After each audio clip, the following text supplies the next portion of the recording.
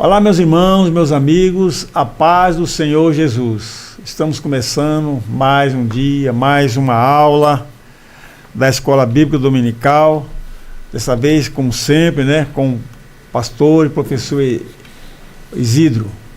A lição de hoje é a lição de número 6, que tem por título O Avivamento no Ministério de Pedro, esse apóstolo que nós vamos estudar agora.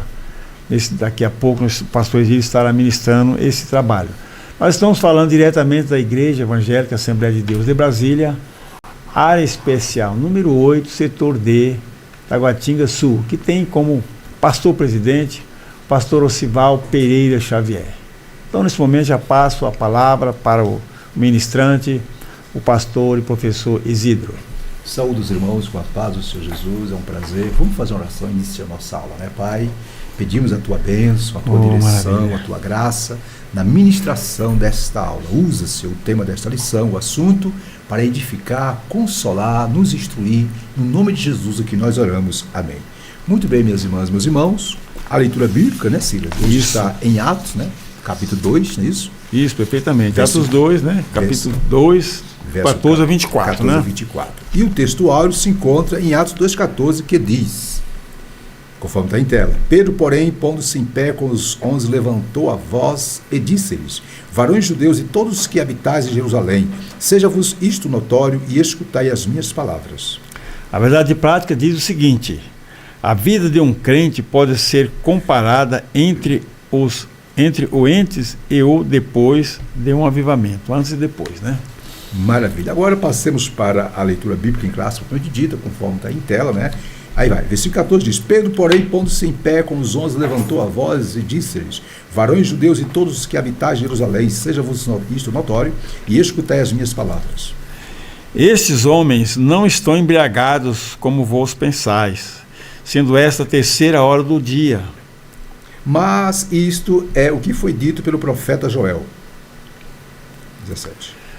E nos últimos dias acontecerá, diz Deus, que do meu espírito derramarei sobre toda a carne, e os vossos filhos e as vossas filhas profetizarão, os vossos jovens terão visões, e os vossos velhos sonharão sonhos. E também do meu espírito derramarei sobre os meus servos e minhas servas naqueles dias, e profetizarão. E farei aparecer prodígio em cima nos céus, e sinais embaixo na terra, sangue, fogo e vapor de fumaça. O sol se converterá em trevas e a lua em sangue antes de chegar o grande e glorioso dia do Senhor. E acontecerá que todo aquele que invocar o nome do Senhor será salvo. Varões israelitas, escutai estas palavras: a Jesus Nazareno, varão aprovado por Deus entre vós, com maravilhas, prodígios e sinais que Deus por ele fez no meio de vós, como vós mesmos bem sabeis. A este que vos foi entregue pelo determinado conselho e presciência de Deus, tomando vós o crucificastes e mataste pelas mãos de injustos. Ao qual Deus ressuscitou soltas as ânsias da morte, pois não era possível que fosse retido por ela. Muito bem, minhas irmãs e meus irmãos, vamos aí à lição, à leitura bíblica. Agora passemos para o conteúdo, conforme está em tela.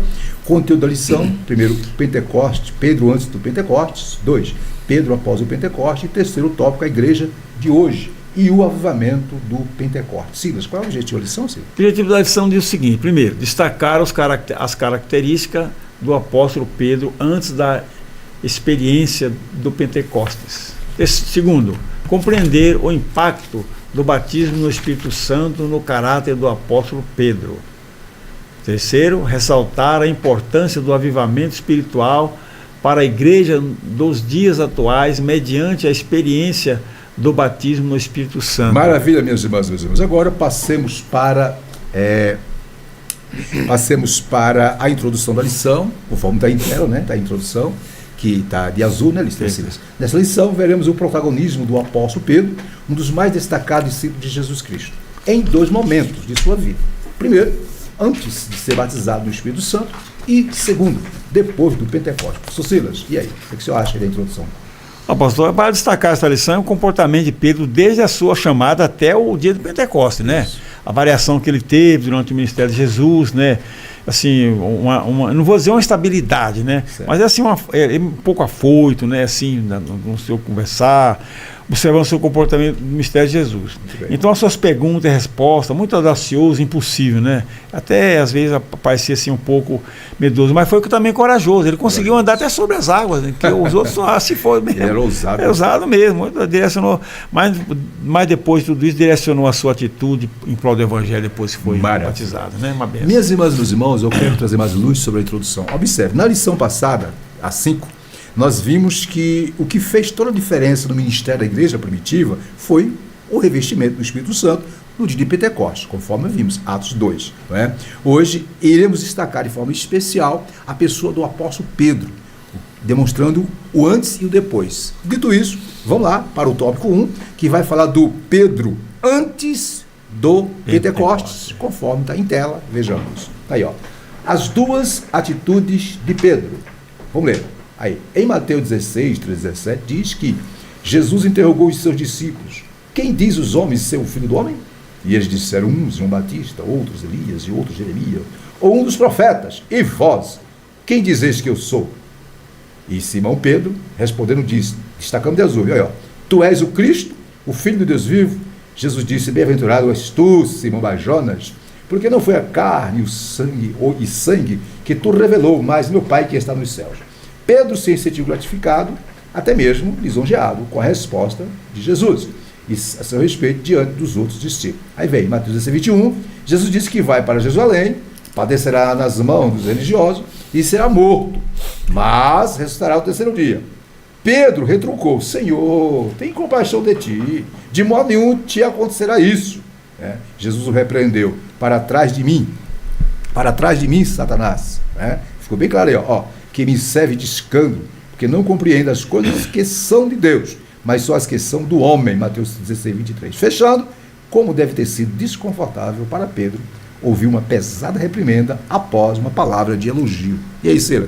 Parece um paradoxo aí, né, pastor? Uma hora está lá em cima, outra está lá embaixo. Né? Então, no episódio da pergunta, né, quando Jesus perguntou o que representava para os demais, Pedro foi o único que deu a resposta certa ali, né? E assim mesmo Jesus falou, Pedro, mas não foi você, foi o Pai que está no céu, que revelou a Pedro a assertiva, né? A outra cheia de coragem, empolgada, talvez pelo elogio de Jesus, não, Senhor, tu não vai lá não. E de repente Jesus falou, para trás de mim, Satanás, que coisa esquisita, né? Esquisita, muito bem. Mas aconteceu, nós vemos aí então, porque o comentário está mostrando que foi Pedro antes e depois, né? Depois, muito bem. Aí é o antes, né? É o antes, agora é o antes, né? Muito bem, meus irmãos, mas eu quero trazer algumas informações sobre o Pedro, né? Observe. Simão, que era o nome primitivo, original de Pedro, ele era pescador, casado, viu, né? Discípulo de João, chamado por Jesus para ser pescador de homens. E teve seu nome mudado para Pedro, pedra, ou pedrinha no grego, ou Cefas no aramaico. Pedro é, sem dúvida, como todos sabem, um dos principais personagens do Novo Testamento. Os Evangelhos e o livro de Atos o descreve com admirável riqueza de detalhes. Sobre as duas atitudes de Pedro, que nós vimos aí em tela, ainda quero trazer mais a seguinte fala. Jesus sabia que o caráter de Pedro precisava ser mudado. Jesus conhece, né, o ser humano por dentro e por fora. Ao chamá-lo para a sua seara, Jesus enxergara em Pedro, além de suas fraquezas, Jesus conhecia as suas potencialidades. Isso é ponto. Ok? Continuando. Em Mateus 16, 17, quando Jesus diz a Pedro que o seu correto conhecimento e sua precisa confissão não foram frutos de sua descoberta, mas da revelação do Pai, o que Jesus está dizendo? Que quem revelou a Pedro, né? Jesus foi claro, foi Deus que revelou a Pedro o quê? A sua divindade e a sua messianidade. Fechando, ninguém conhece Jesus se primeiro o Pai não revelar o seu Filho. Foi isso que Jesus quis dizer para Pedro.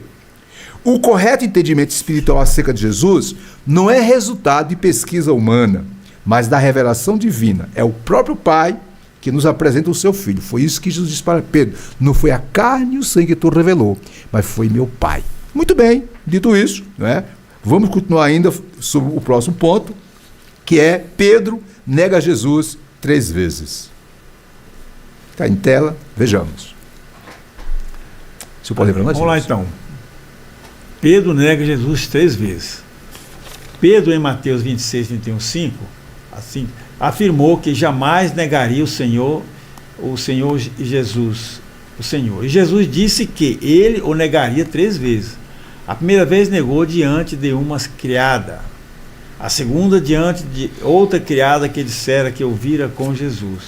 E pela terceira vez, Pedro negou Cristo diante de várias pessoas, praguejando e jurando, olha só, né? Depois desse momento, o galo cantou e Pedro sentiu profundo arrependimento.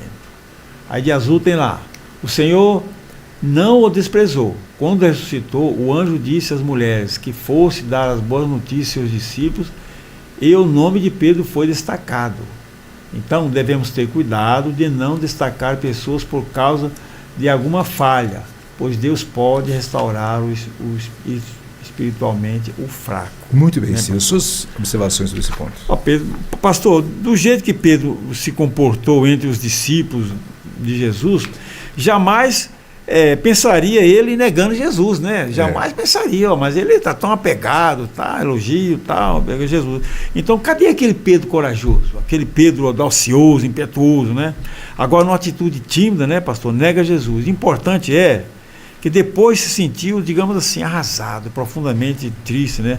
Mas Jesus conhecia o coração de Pedro, que o irmão falou, conhecia o coração de Pedro e o perdoou, e ainda, pastor, o comissionou a apacentar o seu rebanho. Que maravilha. Falando da futura igreja, né, que haveria de ser inaugurada posteriormente, que estava no coração de Jesus. Eu quero ainda, viu, meus irmãos, trazer sobre o ponto anterior, sobre as duas atitudes de Pedro, que eu deixei passar em branco. Observe, o mesmo Pedro que acabara de proferir a sua fé, dizendo que Jesus era o Cristo, Filho de Deus vivo, em Mateus 16, observe, em Mateus 16, 22, esse Pedro que teve o discernimento por parte do Pai, esse mesmo Pedro não teve o discernimento espiritual para entender o plano de Deus na vida de Jesus.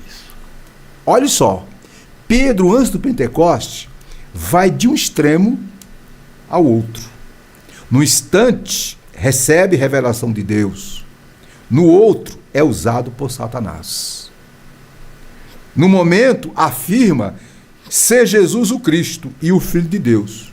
No outro, tenta afastar Jesus da cruz. Portanto, observe aqui, o Pedro antes do Pentecoste é uma gangorra.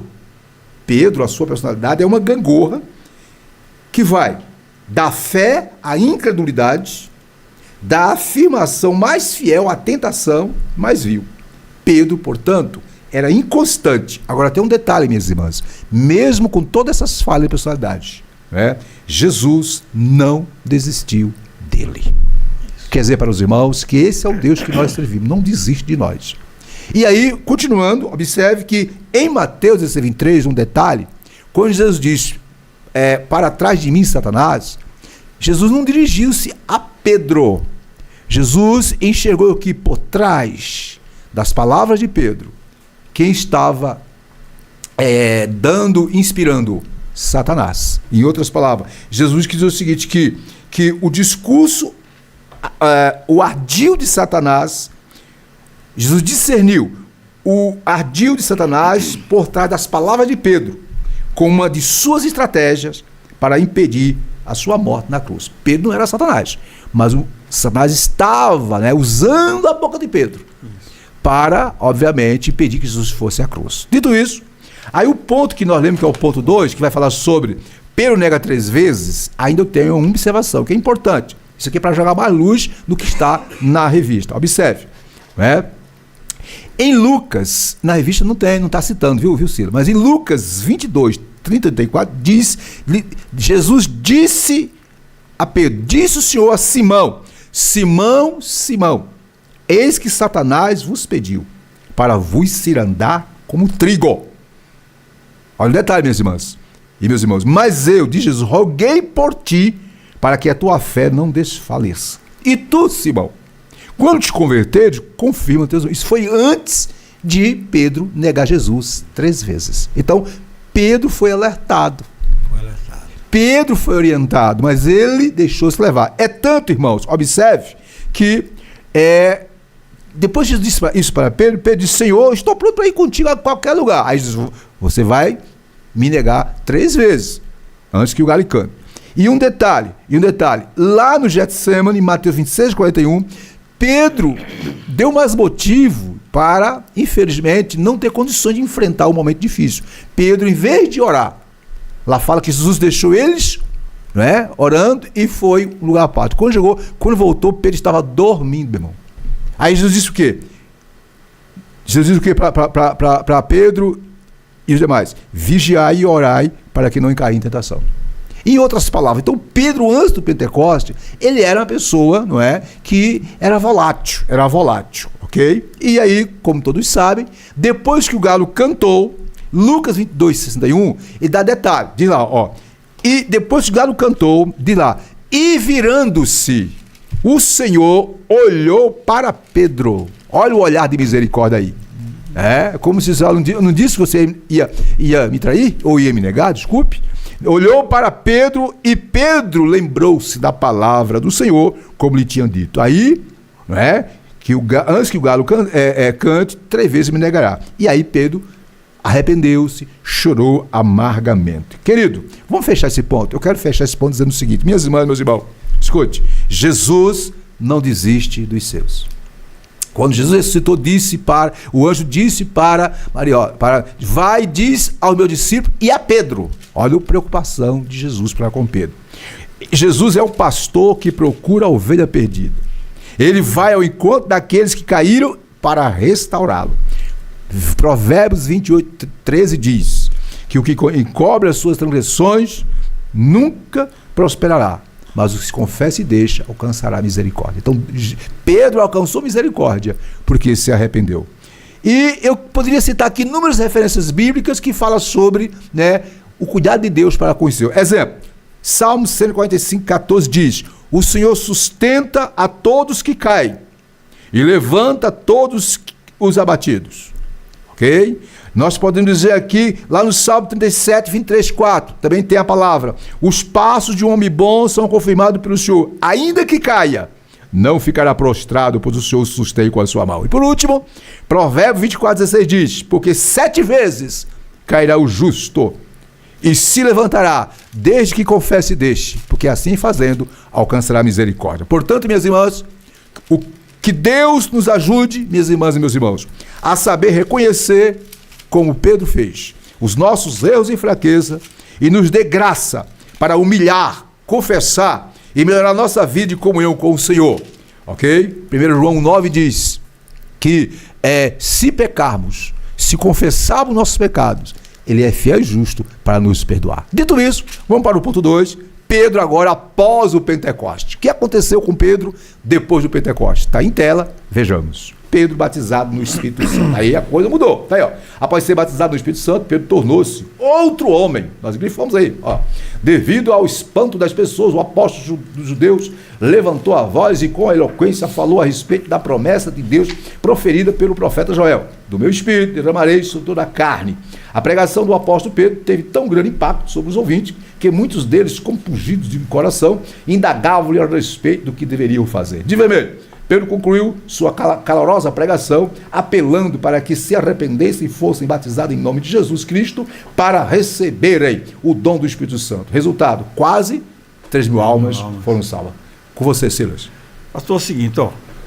Como os demais apóstolos, Pedro também foi batizado, né? Como diz o texto, batizado no Espírito Santo. Mas dentre estes, foi o que se apresentou com ímpeto, né? Isso. Com coragem. E já transformado, revestido de poder, fez, né, um belo sermão cheio de eloquência e unção, né? Causando admiração a todos que estavam ali. O resultado foi o quê? Surpreendente. Milhares de almas aceitaram Jesus, né? E veja como o poder do revestimento, provindo do batismo do Espírito Santo, na vida desses apóstolos e de Pedro, né? O transformou e fez um grande... Deus fez um grande milagre ali. Foi um efeito muito grande naquela pregação de Pedro já revestido, cujo resultado repercute até hoje, né? pregação do Evangelho. Muito tal. bem. Ainda eu quero Amém. trazer algumas informações. Observe, ó, o problema, viu, meus irmãos? O problema de Pedro, antes do Pentecostes, era não entender, isso que é claro, não entender o quê? A visão de Jesus. Quando Jesus descrevia o reino, Pedro e os demais discípulos pensavam em quê? Poder e grandeza terrenos. Só depois do Pentecoste é que eles começaram a entender o plano de Deus para as suas vidas. Isso aconteceu com Pedro. Então, aí sobre Pedro batizado, olha só, o Pentecostes foi o divisor de águas na vida de Pedro. Antes de ser revestido com o poder do Espírito Santo, Pedro era um homem impetuoso, mas covarde. Era um homem falante, mas precipitado. Conhece alguém assim? Era ousado em suas declarações, mas frágil em suas atitudes. Observe que o mesmo homem que uma vez tentou convencer Jesus de que poderia evitar os sofrimentos, depois, revestido com o Espírito Santo, na sua carta, Pedro escreveu: amados, não estranheis a ardente prova que veio sobre vós para vos tentar, como se coisa estranha vos acontecesse, mas alegrai-vos no fato de ser participando das aflições de que então Pedro convertido é outra coisa. Ele agora entendia o plano de Deus para a sua vida. Fechando, só o Espírito Santo, minhas irmãs, meus irmãos, transforma o caráter do crente, né? E transforma aquele caráter daquela pessoa que se entrega a ele, como Pedro entregou. Então, o Pedro antes do Pentecoste era um Pedro inconstante. Após o Pentecoste, ficou firme, defensor da fé cristã, sendo até, né, capaz de dar a sua própria vida por amor a Cristo. Muito bem, próximo ponto. Pedro e a cruz do coxo. Vai demonstrar aqui, nesse próximo ponto, né, a ação do Espírito Santo na vida de Pedro. Conforme está em tela, Pedro e a cruz do coxo. Isso pode para nós, gente. Bom, então. Pedro e João subiam ao templo na hora da oração, a nona. Eles viram um paralítico pedindo uma esmola, ele na porta do templo, chamado Formosa. Pedro e João disse: olha para nós. E olhou para eles, esperando receber alguma coisa. Então disse Pedro: não tenho prata nem ouro, mas o que tenho, isto te dou. Em nome de Jesus Cristo, o Nazareno, levanta-te e anda. Imediatamente o homem foi curado, entrou no templo, saltando e louvando a Deus. Isso causou grande espanto, né, entre os que estavam ali, né? Aí vem o vermelho ali bem destacado. O apóstolo Pedro aproveitou a ocasião do milagre para pregar a respeito da morte e da ressurreição de Cristo, enfatizando que o enfermo recebeu perfeita saúde em nome de Jesus. Maravilha. E aí, Ciro, o que você tem a dizer sobre esse ponto? Foi outro fato importante, né, pastor? Pedro já avivado, que ele fala do avivamento, ele já avivado, pelo batismo do Espírito Santo, foi um milagre da cura do coxo na porta do templo, né? Verdade. Ele disse: não temos moeda, nem prata, não temos ouro nem prata. A moeda que eu quero falar entre aspas, podemos dizer, a moeda era o quê? Era o poder de Deus, era em nome de Jesus que ele disse, observe. Isso. Levanta e anda, muito, né? Bem. Não tenho prata, mas o que eu tenho é este te dou, ele falou, né? O que ele tinha mesmo, o que tinha Jesus, já recebido batismo do Espírito Santo, já avivado, isso. É verdade. E como diz, ele causou admiração entre o povo que estava ali. E ele aproveitou a ocasião, como o irmão falou, fez uma bela outra pregação enorme, que teve um efeito muito grande, né? Inclusive chamou a atenção até das autoridades, né? Posteriormente, como vamos ver que ele foi até preso e tal. Muito bem. É interessante dizer isso aí. Ainda dentro desse ponto eu quero trazer uma observação para os irmãos, o seguinte, ó, o poder não estava em Pedro, mas no nome de Jesus. Ok? Em Atos 3,6, Pedro diz: olha, não temos ouro, não temos prata. O que temos é o poder, a autoridade do nome de Jesus.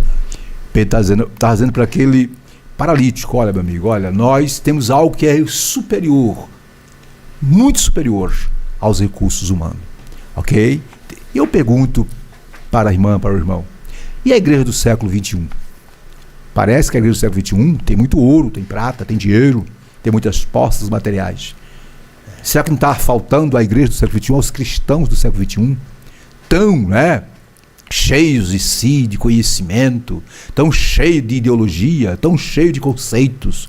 Será que não está faltando a nós a autoridade dizer, levanta-te em nome de Jesus? Mas voltando para cá, observe que, não é, que o Pedro, depois do Pentecoste, é diferente.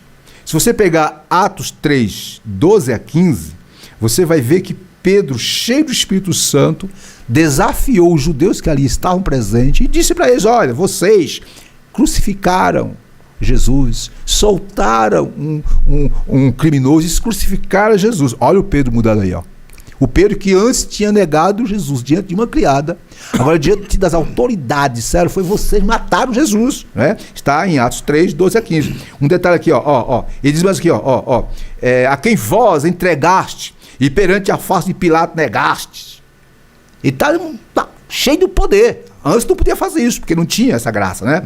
Fechando, observe que o Pedro, que antes do Pentecostes, disse diante de uma criada que não conhecia Jesus, agora, depois do batismo, do revestimento do Espírito Santo e cheio da unção de Deus, ele exaltou o nome do Todo-Poderoso. O que ele diz? Ele diz o seguinte, olha o que ele diz, lá no versículo 16, pela fé em Jesus, esse homem que outrora era paralítico foi curado pela fé no nome de Jesus. Então, observe a atitude de Pedro. Se nós formos para Atos 4, 18 a 20, Pedro diz, olha, importa obedecer a Deus do que vocês. Então, olha a mudança, não é? O que houve em Pedro? Houve uma mudança de caráter, de personalidade, uma mudança digamos assim, de foco, de visão e um revestimento. Tudo isso é obra do Espírito Santo. Não é, Silas? Mudança radical, né? Mudança radical. Então vimos aí Pedro, não é? Pedro, cheio do Espírito Santo, curando, ministrando a cura no poder do nome do Senhor. Agora vamos ver, na sequência, Pedro avivado em outras ocasiões. Está em tela, eu vou ler, está aí, ó. Pedro avivado em outras ocasiões. O avivamento na vida de Pedro foi notório, não somente no dia de Pentecostes, em outras ocasiões, né? Quase 5.000 pessoas aceitaram a Cristo como Salvador com a mensagem do apóstolo. Atos 4, 1 ao 4.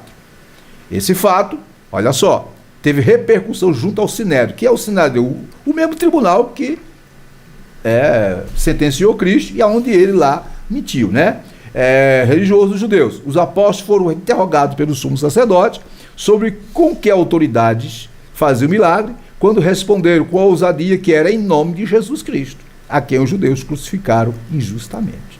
Após serem liberados da prisão, Pedro e João reuniram-se com os demais discípulos e relataram o ocorrido até o lugar onde oraram tremeu. Isto é, após fazer isso, ao orar, o lugar tremeu. Tanto era o poder de Deus na vida dos apóstolos. De vermelho, em Lida, né, houve um grandioso avivamento quando Pedro chegou ali, orou por um homem chamado Enéas, que estava paralítico há 8 anos. Enéas foi curado, por isso houve muitas conversões. Por sua oração também, Dorcas, né, ressuscitou, uma discípula, uma serva do Senhor, que tinha problema, que morreu de repente, e Pedro, no poder do Espírito Santo, a ressuscitou. Isso demonstra um pouquinho do poder do Espírito Santo na vida de Pedro durante a sua vida. Silas, é com você. Pastor, segue Pedro ali avivado, né, fazendo as proezas pelo poder do Espírito Santo. Isso. Detalhe, fazendo proeza pelo poder do Espírito Santo. Muito bem. Isso depois de batizado, recebeu o batismo do Espírito Santo. Né? Isso. A pregação que fez após a cura do coxo chamou, como se chama anteriormente, a atenção das autoridades. Né? É verdade. E perante o Sinédrio foi interrogado, né? Mas não mais aquele tímido. É verdade. Respondeu com autoridade, né? Com muita autoridade, sobre o poder do Espírito Santo. Falou toda a verdade que eles deveriam saber. Digamos assim, numa linguagem popular, o tiro saiu pela culatra. Viu, pastor? E mais almas foram aceitaram Jesus. Com certeza. Mais almas aceitaram Jesus. Muito Esse é bem. o Pedro avivado, né, irmão? Então, o avivamento. Então, o avivamento, detalhe, irmão, o Pentecostes, o avivamento, o batismo com o Espírito Santo, o revestimento, não foi só para aquele momento. Isso. Foi durante toda a vida de Pedro. E aí eu trago mais as seguintes informações. Ó. O Espírito Santo transformou Pedro, olha só, até então espiritualmente fraco, em apóstolo do Evangelho cheio do poder, não é, de Cristo. Pedro, que outrora negara o Senhor diante de simples serviçais, agora confessa-o na presença de grandes autoridades, os mesmos que sentenciaram a Cristo. Quer ver exemplo? Atos capítulo 4, verso 18. Eu vou ler para os irmãos. Olha só, 4:18 diz, ó, e chamando-os, quem chamou-os? Os membros do Sinédrio, a corte suprema judaica, a mesma corte que sentenciou Jesus. Chamando-os, disseram-lhe que absolutamente, Atos 4:18, não falasse nem ensinasse em nome de Jesus. Aí Pedro, o que Pedro fez? Do Pentecostes, teria colocado, a viola no saco, como diz alguém aí, e caído fora. Mas o Pedro, cheio do Espírito Santo, disse, não, alto lá, o que diz a Bíblia? Respondendo, porém, Pedro era o líder aqui, ok? E João, e disseram, julgai vós, se é justo diante de Deus, ouvir-vos antes a vós do que a Deus. Um desafio, né? É um desafio. E o mesmo Sinédrio, o mesmo poder que tinha sentenciado a Cristo. Vamos lá, olha a diferença do homem e da mulher cheio do Espírito Santo. Continuando. Aí Pedro diz, porque não podemos deixar de falar do que temos visto e ouvido. Mas eles ainda os ameaçaram mais, e não achando motivo para o castigar, deixaram ir por causa do povo. Aí se nós adiantarmos, no versículo de número, olha para as suas ameaças, eles oraram. Isso. E concede aos teus servos que falem com toda a ousadia a tua palavra. Isso aqui mudança, é o testemunho de alguém revestido do poder do Espírito Santo. Fechando, enquanto estendes a mão para curar, e aí, tendo orado, moveu-se o lugar, e todos foram cheios do Espírito Santo. Aqui está o Pedro, aqui está a igreja pós-Pentecostes. É esse tipo de poder que nós precisamos nesses dias atuais, para enfrentar as crises, os problemas, e enfrentar o que vai vir por aí. Que Deus tenha misericórdia de nós. O Espírito Santo é o mesmo, né? É o mesmo, ele quer batizar, quer revestir. Agora nós temos que dar lugar. Rapidinho, então, observa, Pedro avivado em outras ocasiões. Olha, eu quero trazer um detalhe aqui ainda, o passo a passo. Primeiro, Pedro tornou-se um grande pregador e líder poderoso da igreja primitiva. Pedro tornou-se um grande pregador e líder poderoso da igreja primitiva. Óbvio, antes do Pentecostes, Pedro demonstrava liderança, mas depois do Pentecostes, aí a liderança dele veio à tona mesmo. Segundo, Pedro, após o Pentecostes, operou milagre em diversas passagens, diversos lugares. Por onde ele passar, o fogo caía. Terceiro, depois do Pentecostes, Pedro passou a ser corajoso, destemido. A exemplo de Pedro, o Senhor Jesus continua trabalhando na vida daqueles que se entregam a Ele de todo o coração, capacitando-os para a boa obra. Então, minha irmã, meu irmão, o mesmo Espírito Santo que revestiu Pedro, que deu a ele poder. Detalhe, Pedro, você vai encontrar a última referência a Pedro, o livro dos Atos, do capítulo 15, depois aparece, e aí a tradição diz que ele morreu crucificado. Diz a história que os capatazes de Nero, nos anos 65, 66 mais ou menos, 68, como a tradição diz, que queriam crucificá-lo como Jesus foi crucificado, face o ardor, o fervor que Pedro tinha para com Cristo. Disse, não, eu não sou digno de ser crucificado como meu Senhor, me crucifique de cabeça para baixo. Essa é a tradição que diz, morreu, mas não negou, porque estava cheio do Espírito Santo. Silas, podemos ir para o próximo tópico? Vamos lá. Tópico 3, a igreja de hoje e o avivamento do Pentecostes. Conforme está aí em tela, vejamos. A igreja atual e o Pentecostes. Dê para nós, Silas, por favor. Está escrito lá. O Senhor Jesus previu que antes da sua volta haveria uma grande falta de fé. Isso. Daí a reveladora pergunta, quando, porém, vier o Filho do Homem, porventura achará fé na terra? Conforme Lucas 18. Num tempo como esse, a necessidade de um grande avivamento é imensa. Segundo a Bíblia, só pode haver um tempo de avivamento nos dias presentes se os crentes buscarem o derramamento do Espírito Santo, como no dia de Pentecostes, pastor? Muito bem, suas considerações, Ciro. Pastor, realmente estamos vivendo tempos difíceis, Tempo previsto, e o tempo previsto, o que Jesus falou naquela época já está presente hoje. Está presente. Nós estamos vivendo esse tempo, da igreja, Tem visto com o cumprimento das profecias para o momento. A igreja não pode estar só observando, só lendo, vai acontecer, pois assim o esfriamento, o desânimo certamente acontecerá. Então, não resta outra alternativa, meus irmãos, de buscarmos o revestimento do poder do Espírito Santo para acender a chama, o avivamento que necessita a igreja hoje, pronta para resistir os dias maus, conforme cita a Bíblia, Maravilha. Está aí a ferramenta para resistirmos os dias de hoje, aumentar a nossa fé, o amor não deixar o amor esfriar, etc, etc. Por isso, irmãos queridos, Nós, a Assembleia de Deus, nós não aceitamos essa tese de que o revestimento, o bater com o Espírito Santo, cessou com os apóstolos. Ora, meu irmão, se a Bíblia diz que, na medida que o tempo se aproxima do fim, dias difíceis, terríveis, serão? Ora, meu irmão, então nós precisamos, como a Bíblia diz que nós precisamos, e a Bíblia diz que está disponível para nós o revestimento do Espírito Santo. Ainda dentro desse ponto, eu quero trazer uma observação sobre a igreja atual e o Pentecoste. Observe. A inércia de muitas igrejas só pode ser abalada por meio de um verdadeiro avivamento espiritual. Vou repetir, a inércia de muitas igrejas só pode ser, não é, digamos assim, mudada, transformada, por meio de um verdadeiro avivamento espiritual. Para a igreja do século 21, ok? A igreja que vive uma sociedade secularista, individualista, uma sociedade altamente humanista, a igreja precisa, para que ela seja vitoriosa, ela precisa viver sob a direção do Espírito Santo, ser cheia do Espírito Santo, como foi a igreja primitiva e como foi os apóstolos, entre eles Pedro, e viver, cultivar os dons espirituais e em tudo glorificar a Cristo no Espírito Santo. Se assim fizer, não tem capeta, não tem demônio, não tem nada que vai deter a marcha, o avanço da igreja, como não deteve a igreja primitiva. Ok, Silas? Perfeitamente. Próximo ponto. Tempos de multiplicação da iniquidade. Está em tela aí, ó. Vou ler aqui, ó. Estamos no tópico 3, a igreja de hoje e o avivamento do Pentecoste. Vimos no tópico 1, ponto 1, a igreja atual. Agora, tempo de multiplicação da iniquidade. Jesus alertou aos seus discípulos para as principais características dos fins dos tempos. Como já falamos, né? Será uma época marcada pela multiplicação da iniquidade e do esfriamento do amor. Entretanto, o Senhor Jesus também previu um sinal altamente positivo a respeito da pregação do Evangelho por todo o mundo. Ele disse que o Evangelho seria pregado independente de tudo isso em todo o mundo. De azul, para pregar o Evangelho nesses tempos trabalhosos, como o apóstolo Paulo, né, escreveu a Timóteo, 2 Timóteo 3, 1 ao 5, a igreja deve estar avivada da mesma maneira que o apóstolo Pedro estava quando desempenhou seu ministério em Atos. Suas considerações, Silas? Pastor, Jesus deixou bem claro, um alerta, né, para esses dias, para os dias de hoje, para os tempos do fim, né, onde estamos vivendo.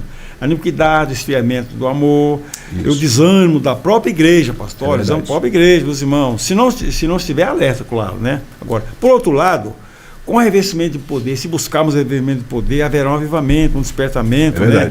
E a própria igreja será despertada, edificada para essa grande batalha de anunciar o Evangelho. Com certeza. Né? As boas novas e colheita de alma nesses últimos tempos. Então, o mundo está precisando, pastor, de salvação, de pregação do Evangelho. Isso. Um Evangelho puro, genuíno, revestido do poder do Espírito Santo, com unção do Espírito Santo. Muito bem. É o que nós necessitamos hoje. Muito bem. Eu quero trazer mais algumas informações sobre esse ponto e dizer o seguinte: ó, em Mateus 24, 14, Jesus disse, independente dos problemas, que o Evangelho seja pregado em todo o mundo para testemunho. Tá aí, ó. 24, 14, tá bem claro aqui, ó. Mateus 24, 14. Aqui, ó, tá bem claro aqui, ó. Este evangelho do reino será pregado em todo o mundo, em testemunho. A todas as gente. Fala em testemunho, aqui tá falando isso aí, testemunho. É lógico, estamos vivendo uma época muito favorável para a pregação do evangelho. Temos rede social, temos tecnologia, temos tudo à nossa disposição. Qualquer continente, né? Continente da Oceania, asiático, africano, continente europeu, continente América do Norte, América Central, aonde quer que formos, aonde quer que quisermos ir através da tecnologia, podemos ir. Agora, não quer dizer com isso que a coisa está fácil. E é dito sobre isso, eu quero dizer o seguinte, olha só, ó, a hipocrisia e a insensibilidade espiritual são dois comportamentos sociais proféticos que antecedem a vinda de Jesus. O amor de muitos se esfriará. A rebelião contra Deus cada vez mais se acentua. Por meio de quê? Como eu já falei, do individualismo, da avareza, da presunção e do orgulho. O ressurgimento de ideologias políticas, ideologias humanistas, que cada vez mais enfatiza o homem, as realizações humanas e coloca Deus de escanteio. Tudo isso é sinal dos últimos tempos. Aí a pergunta é, o que fazer para pregar o Evangelho? Nestes últimos dias, a igreja tem de se mostrar o quê? Vigilante e alicerçada na Bíblia, no poder da palavra de Deus, e na unção do revestimento do Espírito Santo para combater eficazmente as forças do mal que se levantam contra o Evangelho de Cristo. Porque as nossas armas não são carnais, tem que ser poderosas. E essas armas poderosas só espirituais, só se obtém através do Espírito Santo. Foi isso que fez de Pedro o gigante que ele foi, fez de Paulo o gigante que ele foi, fez da igreja primitiva, fez com que ela fizesse o que em pouco tempo, não é? Era impossível fazer, conquistar, levar o evangelho a todo o Império Romano. Isso pode acontecer hoje. Mas para que isso aconteça, precisamos ter o que, Sila? Ser revestido com o poder do Espírito Santo. Último ponto. Sabemos que o tempo está caminhando para os finalmente, e estamos chegando próximo do quê? Do arrebatamento da igreja. Agora um detalhe. Enquanto a igreja não for arrebatada, muitos estão morrendo também.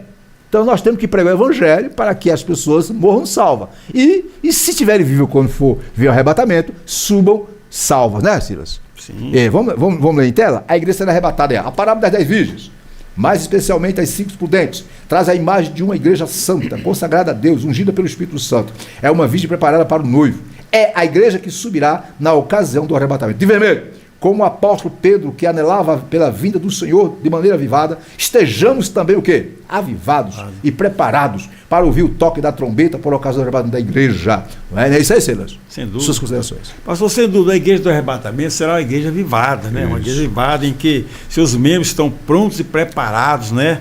Para esse grande dia. Então devemos estar assim, sempre alerta, como as virgens prudentes, né? É verdade. Sempre com azeite, né? Unção na reserva. Isso. Pois não sabemos a hora em que virá o noivo, né? Para as bodas do Cordeiro, a festa, o banquete celestial, né? Muito bem. Portanto, sejamos sempre alerta, meus irmãos, para não sermos surpreendidos como as virgens prudentes, né? Muito que foram prudentes, não tinham isso. Olha o perigo aí, né? Eu quero trazer mais um adendo a esse ponto. É interessante, observe, irmão. Nós temos que estar preparados, o cristão tem que estar preparado para 2 situações. Primeiro, para a qualquer momento ser levado desse mundo pela morte. Né? E óbvio, né? E também para o arrebatamento. Se o arrebatamento for antes de nós morrermos, maravilha, mas temos que estar preparados. E para que isso ocorra, temos que estar cheio do Espírito Santo. E eu queria trazer uma fala, não é, sobre a igreja ser arrebatada.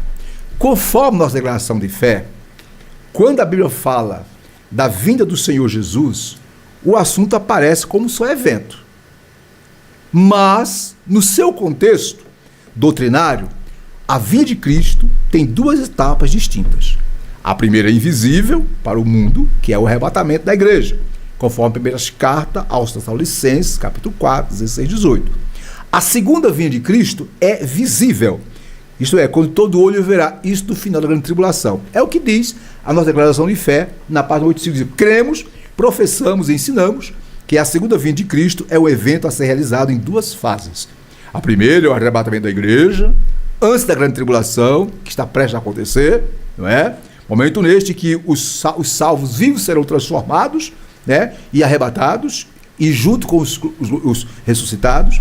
E depois, né? A segunda fase é o quê? É a sua segunda vinda. Quando, pastor? Depois da grande tribulação, quando todo olho verá. Essa é a posição da Assembleia de Deus, da nossa declaração de fé. Por que eu estou falando isso? Porque eu creio, tem pessoas que participam conosco do CBD, que talvez não tenham essa visão, não entendam, mas essa é a nossa declaração de fé. E nós aqui queremos defender a nossa posição teológica, sem, obviamente, criticar as outras, né, Silas? Isso, muito bem. Fechando, então vamos lá.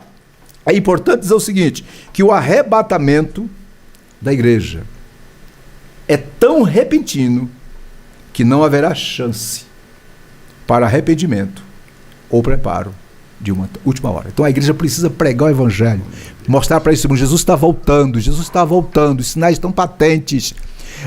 Dizer em alto som que é tempo de se voltar para Deus. Estamos nos últimos momentos que antecede a vinda do... Estamos vendo o último segundo, o último minuto ou segundo da última hora. Estamos no final dos tempos. Né, Silas? Perfeitamente. Maravilha. Queridos irmãos, fechando esse ponto, né? Nesses tempos trabalhosos, precisamos orar e vigiar com mais seriedade, para que não sejamos tragados pela onda de apostasia e insensibilidade espiritual. Somente com um profundo quebrantamento espiritual e uma vida sempre renovada no Espírito, pelo poder do Espírito Santo, poderemos estar em condição de aguardar a vinda de Jesus de modo santo e de conformidade com a sua palavra. Maravilha, chegamos ao término, passemos agora para a conclusão, mas antes da conclusão, eu quero apenas repetir os tópicos. Vimos o primeiro tópico, não é? Pedro antes do Pentecoste, um Pedro inconstante, né? Altos e baixos. Vimos o segundo tópico, que após o Pentecoste, Pedro se tornou, de fato, o nome que ele dizia ser, uma pedra, né? E terceiro, vimos a igreja hoje e o avivamento do Pentecoste. A igreja precisa buscar para poder fazer diferença nesse dia difícil. E agora a conclusão, Silas, é com você, conforme está em tela. Vamos lá, então a conclusão diz o seguinte. O ministério do apóstolo Pedro mudou completamente após ser revestido pelo poder de Deus. Isso. Antes do Pentecoste, ele não tinha firmeza, era precipitado e voluntarioso. Mas depois passou a ser cheio da graça de Deus, de unção, de sabedoria e de poder para cumprir a missão confiada por Jesus aos seus discípulos. Maravilha. Sem dúvida, o apóstolo Pedro é um modelo de vida e de ministério avivado sob o poder do Espírito Santo. É isso. Sobre a conclusão aí. O que aconteceu com Pedro, a transformação, digamos, foi uma transformação brusca, repentina, né? Isso. De baixo para o alto. Depois do Pentecostes ficou marcado o seu comportamento, né? Bem diferenciado, quando ainda estava no ministério de Jesus, em companhia de Jesus, terreno, né? É meio imprudente, meio afoito, ora tímido, e depois, e destemido também, como no caso que andou sobre as águas, né? Como Jesus pediu para ele andar sobre as águas, ele foi muito corajoso ali, né? Mas houve mudança pelo revestimento do poder do Espírito Santo, e os frutos foram abundantes, é o exemplo para a igreja, para nós hoje, meus irmãos, o fortalecimento em buscar o batismo do Espírito Santo, buscar o avivamento hoje, para nós estarmos preparados, como o pastor Egito acabou de falar, estaremos sempre alerta, porque Jesus, antes do arrebatamento, ele vai pensando um aqui, outro ali, vai levando um aqui, outro ali, e vai acontecendo os remidos subirem. Muito bem. E assim sejamos preparados para sempre. Para sempre. Seja para arrebatamento, ou seja para qualquer momento estar com o Senhor. Verdade. Que a morte não diz quando virá, né? Não. Minhas irmãs e meus irmãos, eu quero fechar dizendo o seguinte, né? Pedro, antes do Pentecoste, era um Pedro volátil, né, inconstante, mas era um servo de Deus, era um homem de Deus, com suas fraquezas, e que Jesus bondosamente buscou tratar, buscou cuidar dele. Mas Jesus, que ele é um mestre por excelência em mudar o ser humano, ele tinha algo melhor para Pedro. Sabia que Pedro, após o Pentecoste, iria fazer a diferença. Digo o seguinte: para termos êxito no exercício de nosso ministério cristão e na vida cristã, precisamos permitir que a ação do Espírito Santo, conforme pela vida de Pedro após o Pentecoste, esteja permanente operando em nossas vidas. Para tanto, é necessário que abramos o coração, que peçamos a Jesus Cristo, que nos revista. Nós já somos templo, morada, habitação do Espírito Santo. Ele já está em mim, está em você. E o que é o revestimento, pastor? É você abrir o coração, deixar ele tomar todo o seu ser. É você se render completamente e deixar que o Espírito Santo te conduza conforme ele quer lhe conduzir. Ele vai te dar graça, te dar unção, te revestir, vai fazer de você um diferencial. Fechando, o Senhor Jesus continua trabalhando na vida daqueles que se entregam a Ele de todo o coração, capacitando-os para toda boa obra. Você, minha irmã, meu irmão, você pode fazer a diferença, desde que dependa 100% do poder do Espírito Santo. Deus abençoe. E aí, terminamos, né, Silas? E aí, meus irmãos? Estamos chegando ao término de mais uma aula. Silas, você tem alguma pergunta? Meus irmãos, graças a Deus por mais essa aula. Espero que você aproveite bem esse ensinamento, essa aula. E já começa a estudar para o próximo domingo, que nós teremos aqui a lição. Estevão, um mártir avivado. Olha só. Muito bem. Meio diante da morte, ele não tremeu. Então, se Deus quiser, até a próxima aula.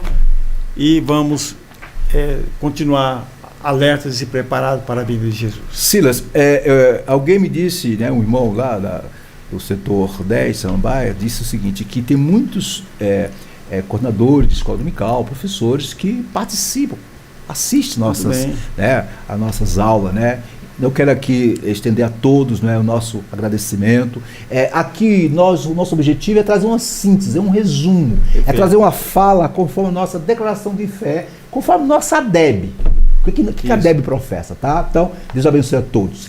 E vamos orar, encerrando a nossa aula. Pai, te agradecemos por esse momento especial.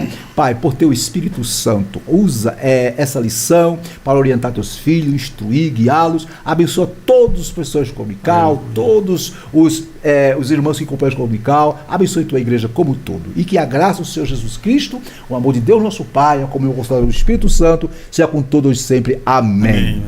ADEB, em 2023, eu vou anunciando o quê? O Evangelho. Até o fim. Detalhe, no poder do Espírito Santo. Amém. Fica com Deus.